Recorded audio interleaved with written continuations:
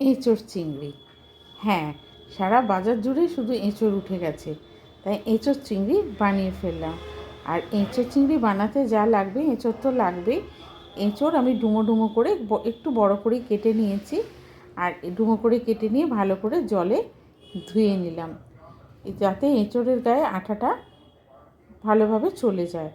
তারপর এঁচোড়টাকে আমি একটু নুন দিয়ে সেদ্ধ করব। আর তাই এঁচোড়টা আমি সেদ্ধ বসিয়ে দিয়েছি। নুন দিয়ে সেদ্ধ করলে এঁচোড়ের গায়ে আঠাটা আরোই চলে যায়, এবং এঁচোড়টা সেদ্ধ করে রান্না করলে অনেক বেশি রান্নাটা সহজ হয়।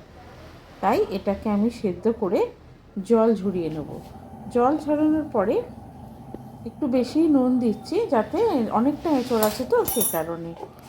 এরপরে আমি এঁচোড়টা ভালো করে সেদ্ধ করে যাতে খুব বেশি নরম না হয় সেটাও আমাকে খেয়াল রাখতে হবে। আর এঁচোড় আমাদের বাড়িতে কেউ খায় না, তাই চিংড়ি মাছ কিন্তু দিতেই লাগবে। তাই একটু চিংড়ি মাছ ছিল, সেটাই আমি নুন হলুদ ভালো করে মাখিয়ে নিলাম।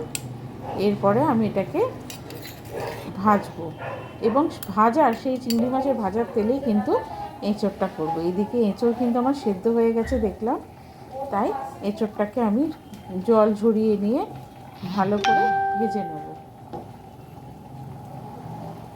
বেশ সেদ্ধ হয়ে গেছে, এরপরে আমি রান্নাটা করতে পারি। এবং এঁচোড় খেতে কিন্তু খুব ভালো লাগে, আর যদি চিংড়ি মাছের সঙ্গে হয় কথাই নেই। এঁচোড়টা আমি জল ঝরিয়ে নিয়েছি, আর এঁচোড়টা এবার কড়াইতে তেল দিয়ে, সাদা তেল দিয়ে আমি ভালো করে ভেজে নেব। চিংড়ি মাছও ভাজবো, এবং সেই চিংড়ি মাছের তেলেই আমি এঁচোড়টা রান্না করবো। তাহলে চিংড়ি মাছের থেকে যে ফ্লেভারটা বেরোবে সেটা কিন্তু এঁচোড়ের মধ্যে পুরো ঢুকে যাবে। তাই আমি আগে চিংড়ি মাছটা ভাজবো, তাতে কিন্তু একটু আলাদাই ফ্লেভার হয়। আর নর্মালি যেমন পেঁয়াজ আদা রসুন, সেটা তো আমাদের সব রান্নাতেই চলে। তো পেঁয়াজ আদা, তবে চিংড়ি মাছটা কিন্তু বেশি ভাজতে হবে না, হালকা যেটুকু না নলে হয় সেইটুকুনি ভাজতে হবে, এবং ভেজে আমি চিংড়ি মাছটা তুলে রাখবো।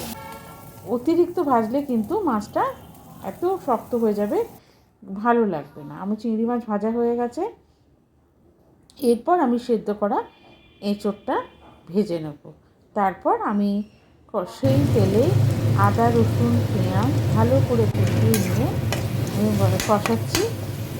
যেহেতু ওই কড়াইতেই করেছি, আর কোনো চেঞ্জ করিনি, যাতে চিংড়ি মাছের গন্ধটা মশলাতে এঁচোড়ে সব মধ্যে মিশে যায়।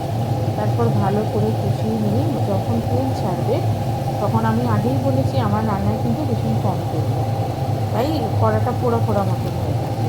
তো আমি ভেজে নেওয়া এঁচোড়গুলো দিয়ে দিলাম, আর তার সঙ্গে চিংড়ি মাছটাও দিয়ে দিলাম। এরপরে ভালো করে একটু ঢাকা দিয়ে কষে জল ঢেলে হালকাভাবে নরম হয়ে এলে, আরও বেশি মাখামাখি হয়ে যখন মিশে যাবে, তখন আমি একটু গরম মশলা দিয়ে আর লাস্টে একটু ঘি দিয়ে নামিয়ে নেব। গরম ভাতে এঁচোড় থাকে, এঁচোড় চিংড়ি থাকলে আর কি লাগে বলুন তো? আর কিচ্ছু লাগে না। এই বেশ তেল ছেড়ে এসছে, এরপরে আমাদের রান্নাটা একটু জল দিলাম, যাতে সমস্ত মশলা এবং এঁচোড় চিংড়ি সব ভালোভাবে মিশে যায়। এক ফুট ফুটে উঠলে আমি নামিয়ে ফেলবো। একটু গরম মশলা দিলাম, এবার রান্নাটা দেখলাম যে বেশ ভালো মজে গেছে, তাই দিয়ে দিলাম আর একটু ঘি। এবার খুব সুন্দর একটা ফ্লেভার আনার জন্য। তাই আপনারা এরকমভাবে বানিয়ে ফেলবেন, যদিও অতি সহজ রান্না, তবে আমার স্টাইলটা একটু অন্যরকম।